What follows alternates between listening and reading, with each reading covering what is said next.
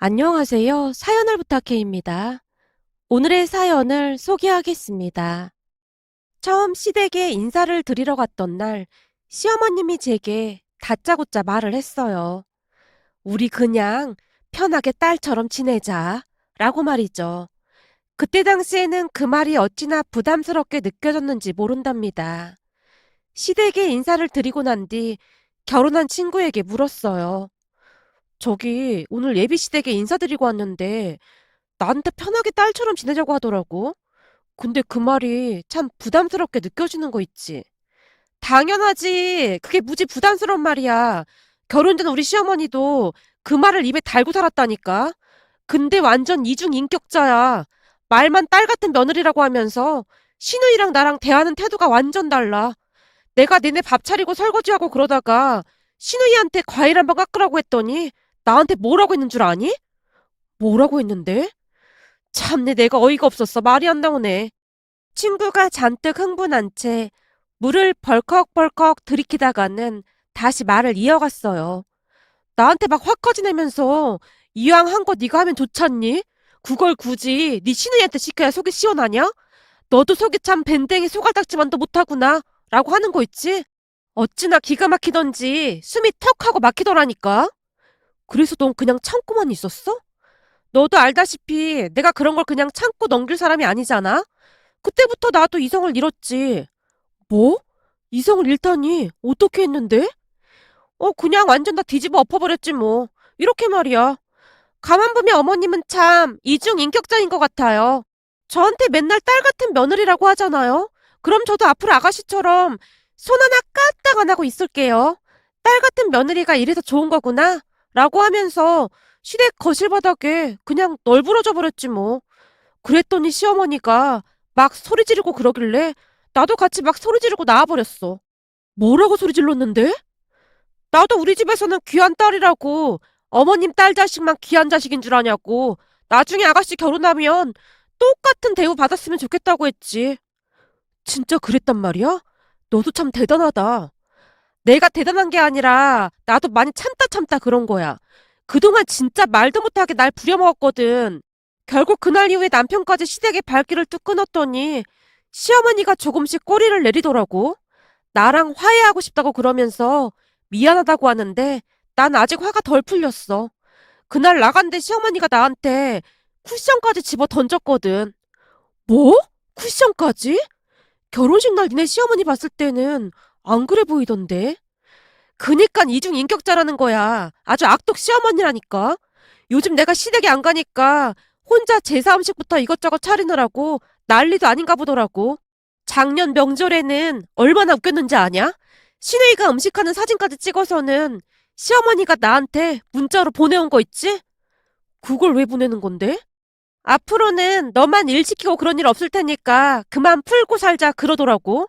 물론 난 거기에 답변하지 않았고 내가 몇 번이나 기회를 드렸는데 그걸 거부한 건 시어머니니까 난 얼굴 안 보고 살면 그만인 거고.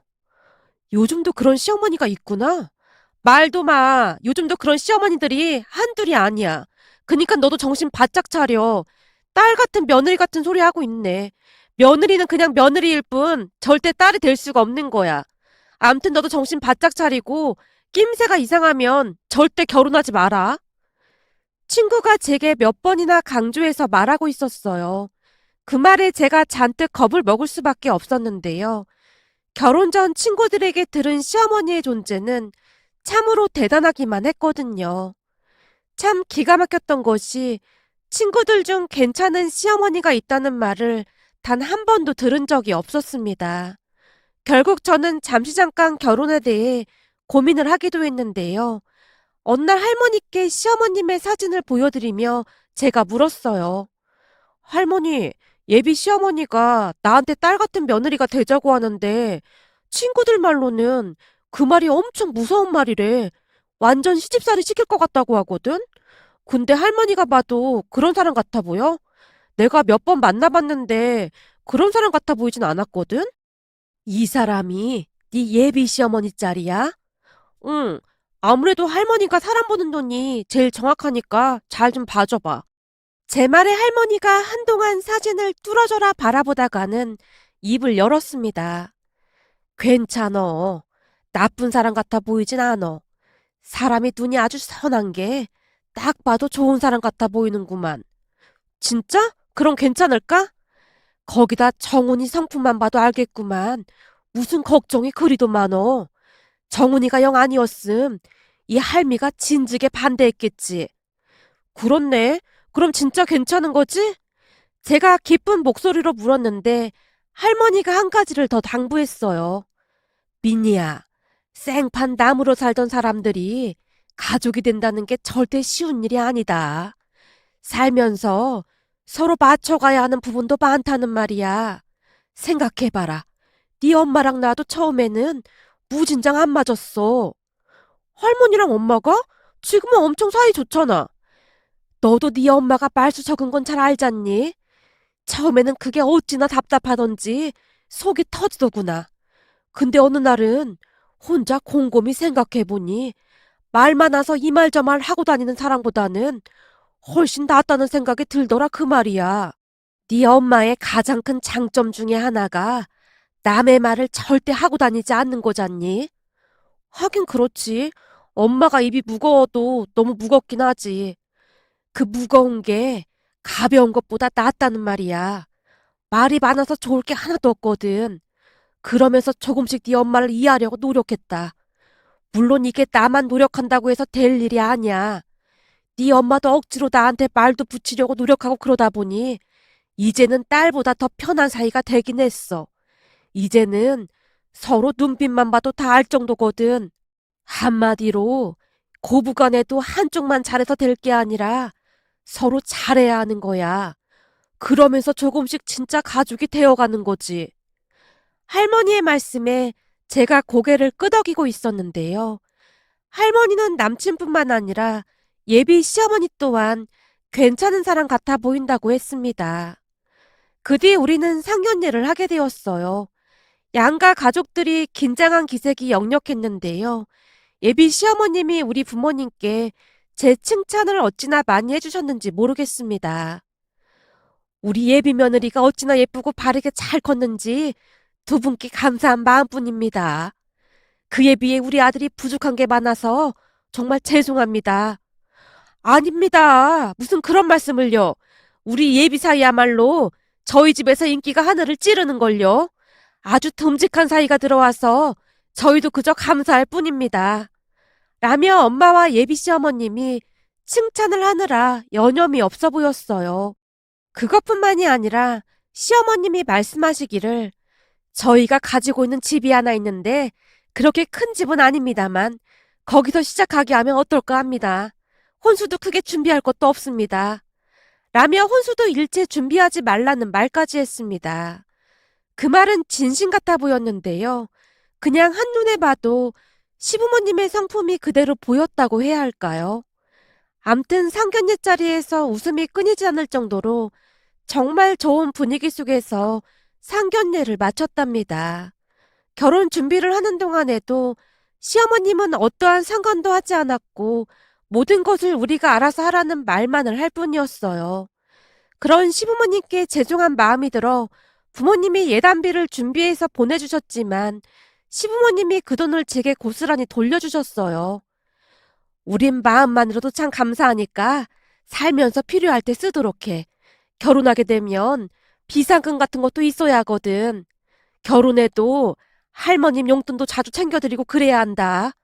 우리 시어머님 보니까 그게 딱이시더라고.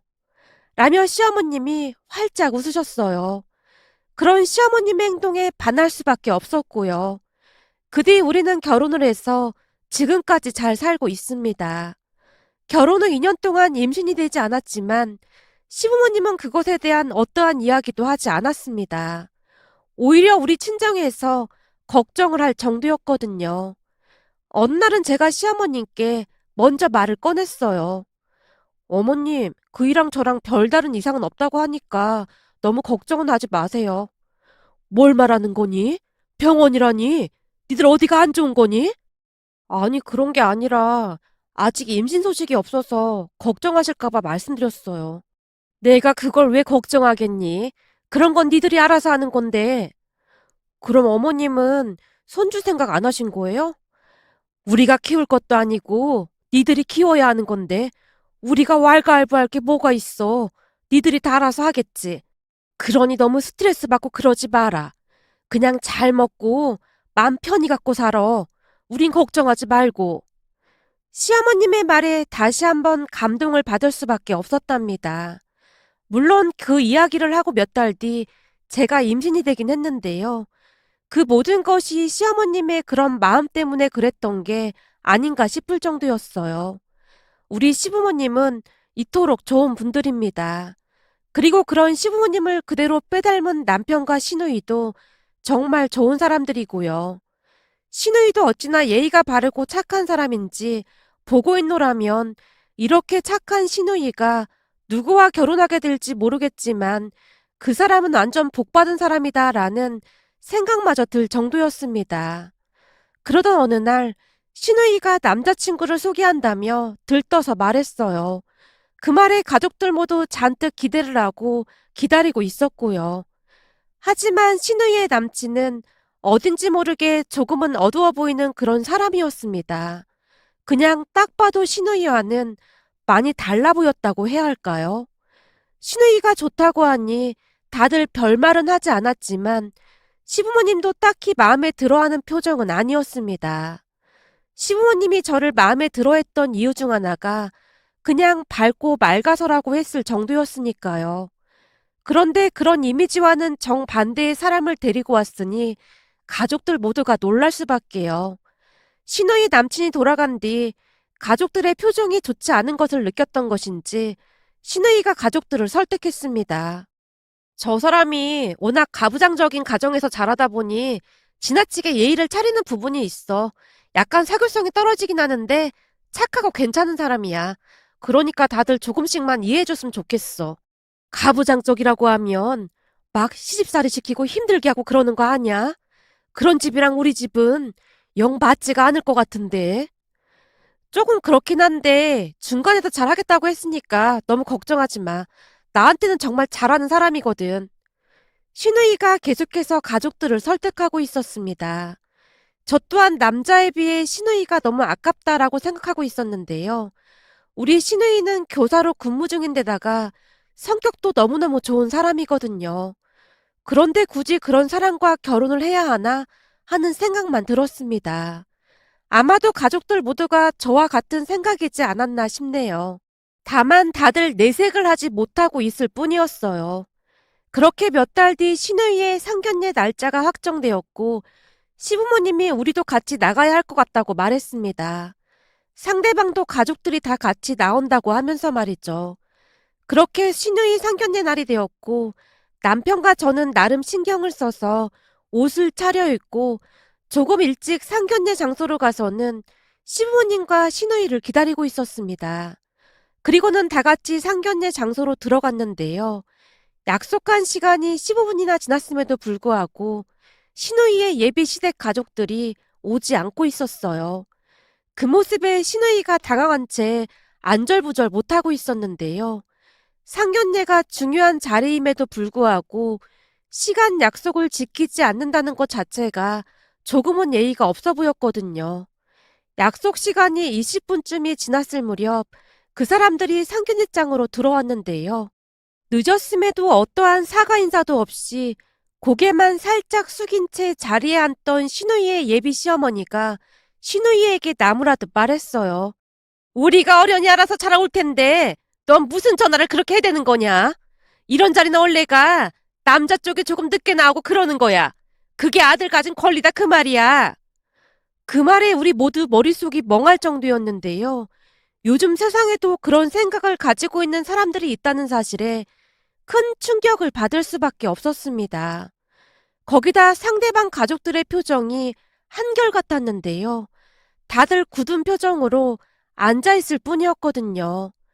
예비 안 사둔 어른이 시누이를 나무라다가는 시부모님께 물었어요. 저희가 조금 늦게 왔는데 그 정도는 괜찮은 거지요? 예? 아, 예, 괜찮습니다. 시어머님이 억지 웃음을 지으며 힘겹게 대답을 했는데요. 거봐라, 괜찮다고 하잖니. 모름지기 여자는 말이다. 남자를 그렇게 닥달해서는 안 되는 거야. 내가 이래서 학교 선생들이 마음에 안 드는 거야. 사사건건 사람을 가르치려고 든단 말이야.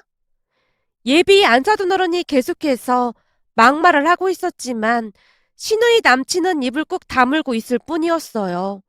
아마도 그때부터 뭔가 심상치가 않았는데요. 이 결혼을 꼭 해야 하나 하는 생각만 들었거든요. 그렇게 다들 넋이 나간 표정으로 가만히 앉아만 있었는데요. 예비 안 사둔 어른이 다시 말을 꺼냈습니다. 내가 저번에 말했던 거 좀 알아봤니? 네? 어떤 걸 말씀하시는지. 어떤 거라니? 넌 CM이 말이 우스운 거냐? 그때 내가 학교를 본가 근처로 옮기는 게 가능한지 알아보라고 했잖니.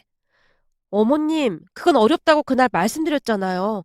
그리고 이 사람도 그렇고 저도 그렇고 직장이 서울인데 굳이 옮길 이유가 있을까요? 그건 내가 그때도 말했잖니. 우리 집 가풍을 배워야 한다고 말이다. 네가 일만 하느라 집안 살림하는 거 하나도 못 배웠을 텐데 하나부터 열까지 다 배워야 할 거 아니야. 너 김장은 할 줄 아니? 그리고 제사 음식은 만들어 본 적 있어? 우리 아들은 회사에 말하면 근무지 옮길 수 있다고 하니까 너도 얼른 알아보거라. 저기, 그런 건 제가 잘 가르쳐서 보내겠습니다. 서울이 직장인데 그런 이유로 시댁 본가 근처로 직장을 옮긴다는 건 좀 아닌 것 같습니다. 제가 잘 알아서 가르쳐서 보낼 테니 걱정하지 마십시오. 잘 모르셔서 말씀하시나 본데 그런 건 본디 시집에서 가르쳐야 하는 겁니다. 친정하고 시집이 가풍과 생활이 다른데 어떻게 가르치신단 말입니까? 저희 집 일은 저희가 알아서 합니다. 그러니 상관하지 마십시오. 예비에 안 사둔 어른이 단호하게 말하고 있었는데요. 정말이지 고집불통도 그런 고집불통이 없더라고요. 예비에 안 사둔 어른의 말에 시누이뿐만 아니라 다들 안절부절 못하고 있었지만 바깥 사둔 어른은 아예 관심도 없는 모양으로 그냥 음식만 드시고 있었어요. 한마디로 대략 난감도 그런 대략 난감이 없었다고 해야 할까요? 시누이의 얼굴이 울그락불그락해진 건 말할 것도 없었고요. 그런데 그 와중에 예비 안 사둔 어른이 크나큰 실수를 하고야 말았습니다. 제가 딱 보니 안 사둔 손이 많이 거칠어 보이는데 어렵게 살다 보니 가정교육을 많이 못 시킨 모양이네요. 제가 볼 때마다 비싼 옷 사입지 말라고 그렇게 말하는데도 들어먹질 않더라고요.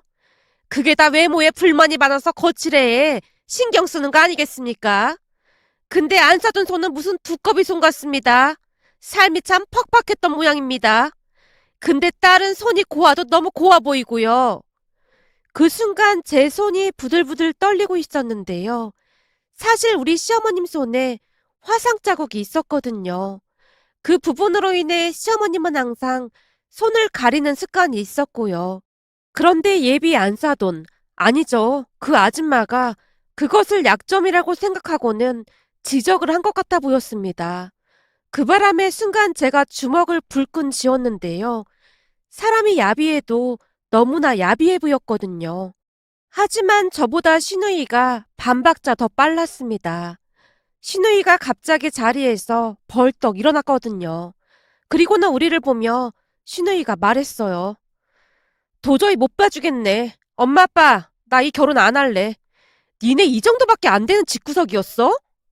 그 말에 상대방 가족들이 벙찐 표정으로 시누이만 바라본 채 어떠한 말도 못하고 있었는데요. 딱 보니 어찌나 놀랐던지 다들 넋이 나간 듯 해 보였습니다. 그런 사람들에게 시누이가 다시 일침을 가했고요. 어머님, 아니지. 저기 아줌마. 아줌마가 뭔데 우리 엄마한테 그따위로 말을 하는 겁니까? 겨우 트집 하나 잡은 게 우리 엄마 손이 거칠다는 겁니까? 뭐요? 두꺼비 손이요? 얼마나 자존감이 낮으면 다른 사람의 약점을 잡아서 그렇게 떠들어댈 수가 있는 겁니까? 그리고 집안에 가풍을 배워요? 이보세요 아줌마. 진짜 양반집은 며느리 부려먹으면서 가풍을 가르치지 않습니다. 오히려 족보를 돈 주고 산 사람들이 그걸 감추느라고 제사상도 엄청 근사하게 차리고 며느리들을 종부리듯 한다고 배웠습니다. 가풍은 말이죠. 그럴 때 쓰는 말이 아닙니다. 가풍이 있는 집안에서 가풍이라는 말을 써야 어울리죠. 가풍 있는 집구석이 어디 어려운 상견례 자리에서 20분이나 늦게 오고 죄송하다는 말 한마디를 안 하는 겁니까? 그대 가풍은 그런 겁니까? 그리고 너도 잘 들어. 니네 엄마가 말 같지도 않은 소리를 떠들어대고 있는데 그걸 지켜만 보고 있어. 하긴 그 나물에 그 밥이겠지. 그런 집구석에서 가정교육을 받았는데 멀쩡할 리가 있겠어. 어디서 감히 우리 엄마한테 그따위로 말을 하는데 밥이나 처먹고 있어. 여기 밥 먹으러 왔냐? 내가 눈이 삐었지. 이딴 인간이 뭐가 좋다고 만난 건지. 내가 미친 거지. 엄마, 아빠, 새언니 오빠, 우리 그만 가요. 아가씨가 우리를 데리고 그곳을 나와버렸어요. 나오면서 남편이 우리 가족 음식값만을 계산하고 나왔고요. 제가 옆에서 우리 가족 것만 계산하라고 했거든요. 이런 기가 막힌 상견례가 또 있을까요? 시부모님도 오히려 잘 됐다는 표정이었는데요. 집에 도착하자마자 시어머님이 시누이에게 물었어요. 너 근데 말 되게 잘하더라. 역시 선생이라 다르긴 다르네. 근데도 괜찮은 거야? 내가 엄마 딸인데 당연하지. 아까 그 상황에 그 인간이 고개 쳐박고 밥만 처먹고 있는데 진짜 골 때리는 거 있지? 넌 선생이나 돼가지고 골 때린다가 뭐야? 골 때린다가. 엄마, 이 상황에서는 그것보다 더 좋은 표현이 어딨겠어. 진짜 골 때린다, 골 때려. 신우이가 애써 아무렇지도 않은 표정으로 웃고 있었습니다. 그 모습에 어찌나 마음이 아팠는지 모르겠네요. 그렇게 신우이와 골 때리는 그 남자와는 헤어지게 되었어요. 그 남자가 몇 번 매달리는 듯 하더니만 나중에는 포기를 한 모양인지 조용하더라고요. 그 뒤 신우이는 1년쯤이 지나고 난 뒤 다시 남자친구를 사귀었는데요. 사실 제 고등학교 절친의 남동생을 소개해줬거든요. 그동안 우리 시댁 이야기를 유심히 듣던 친구가 먼저 자기 동생과 우리 시누이를 소개해주면 어떻겠냐고 물어왔습니다. 물론 저는 마다할 이유가 없었어요. 친구 동생이어서가 아니라 참 착하고 순박한 모습이 마음에 들었거든요.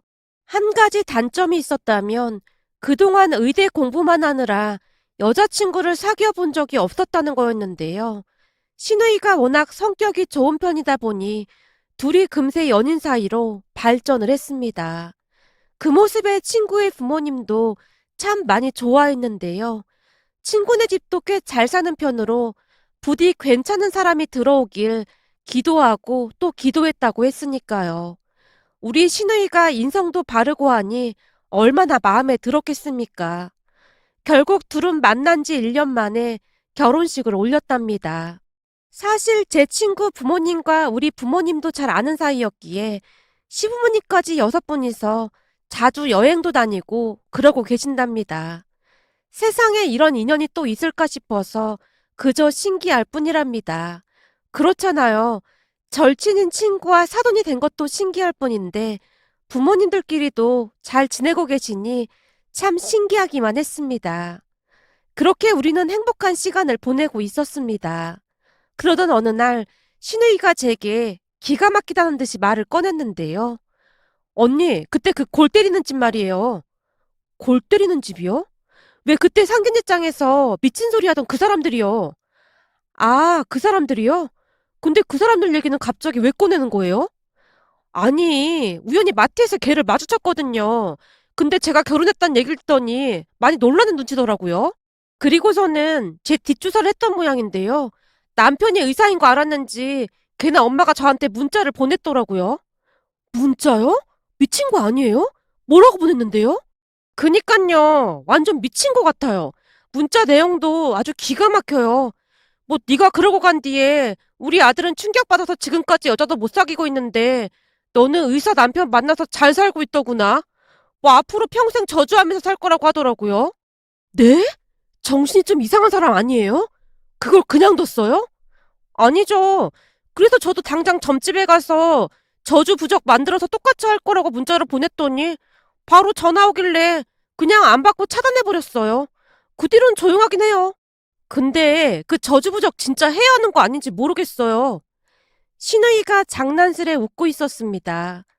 그런 사람들과 엮이지 않은 게 얼마나 다행인지 모르겠습니다. 앞으로 착한 우리 신우이가 지금처럼 행복하게 잘 살았으면 좋겠습니다.